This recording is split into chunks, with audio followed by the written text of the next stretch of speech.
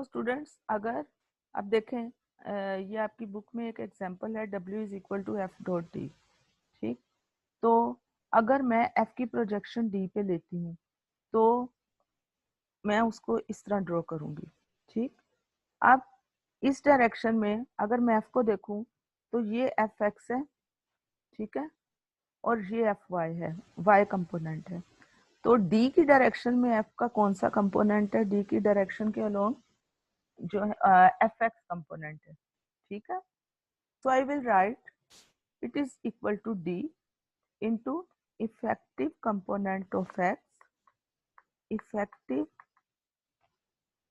component of x,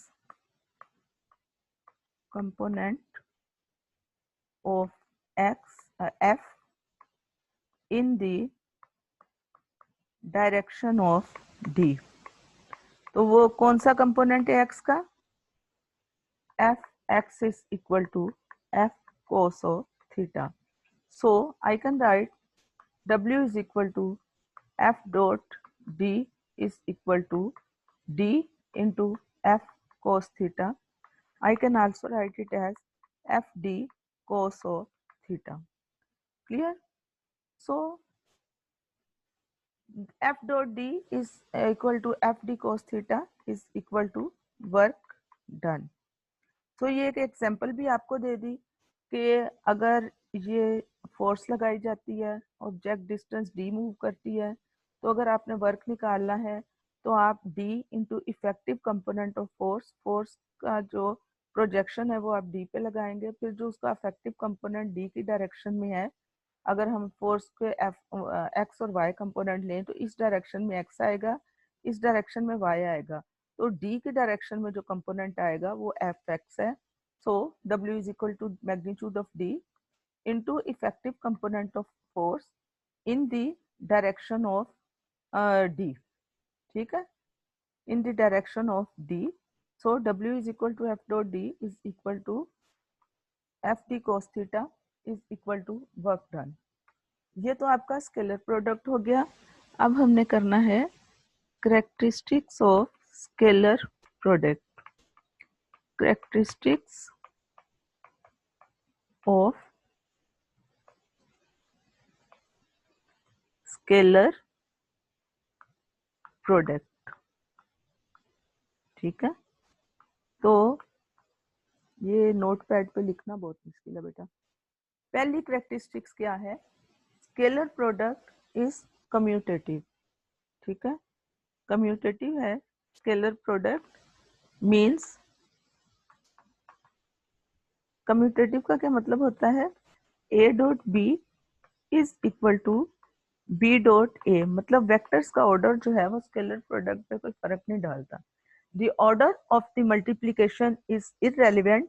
in other words scalar product is commutative. अब इसको देखें, a dot B को हम क्या लिखते हैं? A B cos theta.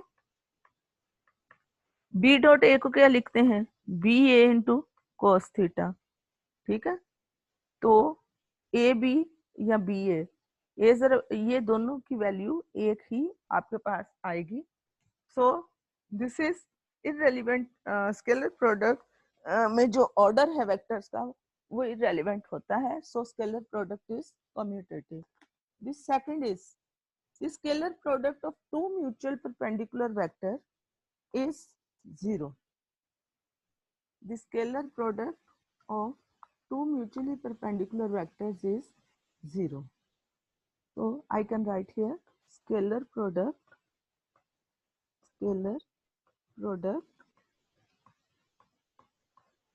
of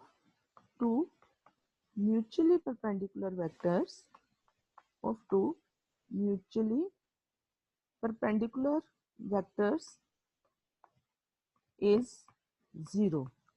दो वेक्टर्स के परपेंडिकुलर होने का क्या मतलब होता है?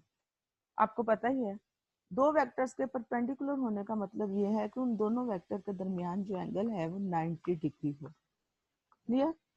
सो स्केलर प्रोडक्ट को कैसे लिखते हैं? a dot b is equal to A B cos of theta. जब ये दोनों वेक्टर्स जो हैं परपेंडिकुलर हैं तो इसका मतलब है कि थीटा जो है वो 90 डिग्री है। तो जब मैं इसको लिखूंगी A dot B is equal to A B and cos of 90 degree, तो मेरे पास क्या आ जाएगा, ए बी कोस 90 कितना होता है 0, एंड वी विल हमारे पास जो आएगा वो 0 आएगा। तो इसका मतलब है कि scalar product of two vector will be 0 if theta is 90 degree, angle between them is 90 degree. ये तो दो वेक्टर्स थे, ठीक है, A and B. In case of unit vectors, आपको पता है ये यूनिट वेक्टर्स होते हैं आई जे, ये 3 डायमेंशन के cross X Y Z I J and K, और ये तीनों आपस में म्यूचुअली परपेंडिकुलर होते हैं, यानी आई और जे के दरमियान एंगल 90